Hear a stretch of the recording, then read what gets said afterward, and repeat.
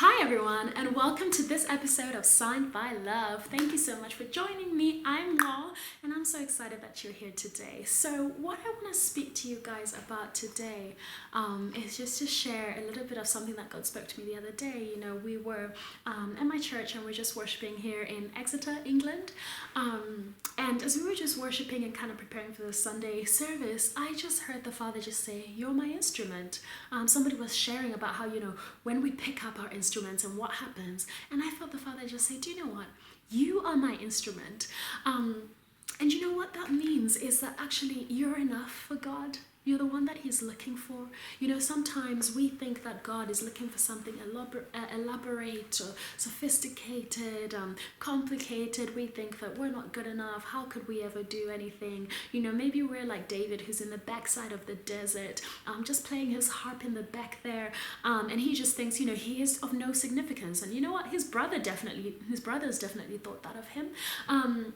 And yet God comes and He calls him out and He says, "No, you're the next king, actually. Yes, you shepherd boy, you're the next king." And I want to tell you guys today that actually God says that He's chosen you. He has chosen you.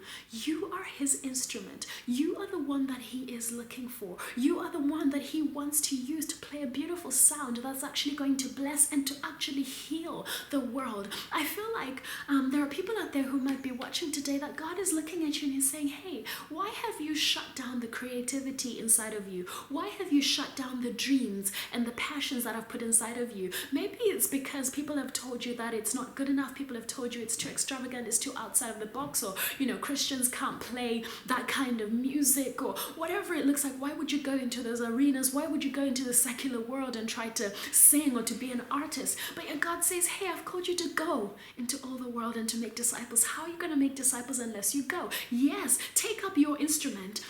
Take up your creativity. Begin to create with me, because you know what? Even in the Bible, it talks about Bezalel, who the Lord used, and it says He anointed him as an artisan, and He anointed the artisans, and He filled them with His Spirit. He filled Bezalel with His Spirit to actually create beautiful things, to create garments that would go in the tabernacle. And so God says to you today, I have put creativity in your life. I've put ideas. I've put passions inside of you, because you are my instrument. And do you know what? When you begin to take a hold of the things that God's put on your heart, do you know what? If you're a physicist, if you're an academic, there is creativity in that too. That is a form of creativity. So don't ever exclude yourself and say, "Oh no, I'm a logical person. Oh no, I'm a scientist. Oh no, I'm this." No, every single one of us are creative, because we're made in the image of God, who is creative. It might be expressed in different ways, but I don't want you to disqualify yourself from this, because God is actually looking at you. And He's saying, "Hey, why are you trying to put yourself in a box and trying to shut down parts of you that are actually meant to be alive? Because it's the way that I created you." There's this beautiful song, and I'm just going to sing it for you guys today, actually, because I feel like there's an awakening that God wants to do in people's lives who are going to be watching this, where He says, "Hey, you're my instrument. You're the one that I've chosen for this task. You're the one that I've chosen." And I feel like the creativity that's going to come out of you is actually going to bring healing to people's lives. Whatever that looks like in the sphere of influence that God's placed you, in the sphere of academia that God's placed you, in the sphere of the line of work that God's placed you, whatever you do, whatever the environment that you're in, whether you're a carpenter, whatever that looks like, you're a cleaner, you're a decorator, you're an interior designer, whatever it is that you do, you're an administrator.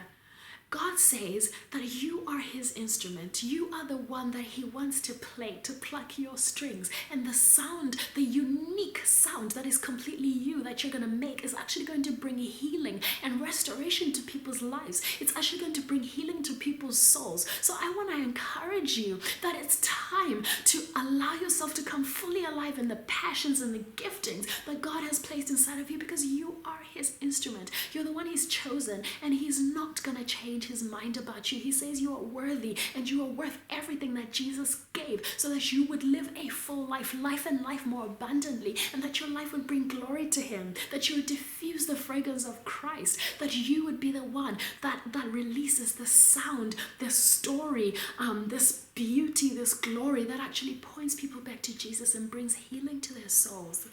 And the song that I want to sing for you, it just simply says, "You're full of life now. You're full of passion. That's how he made you. So just let it happen.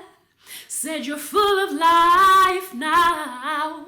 You're full of passion. That's how he made you. So just let it happen. Yeah, you're full of life. You're full of passion. That's how God made you.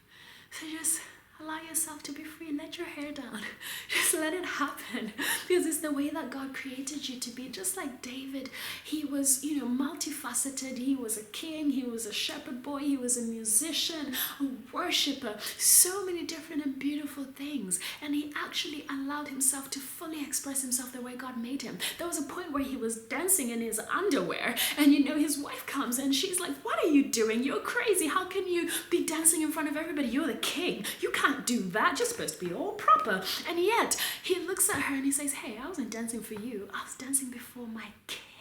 I was dancing before the one God who put me in this position because of gratitude. He let it happen. He let it happen. He was fully himself and he expressed his worship and his love for God and who God made him to be fully. Now, I'm not encouraging everybody to go around dancing in their underwear everywhere.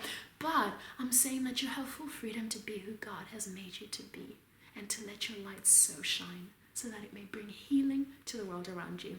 Thank you guys for joining me on this week of Sign by Love, and I will see you next week.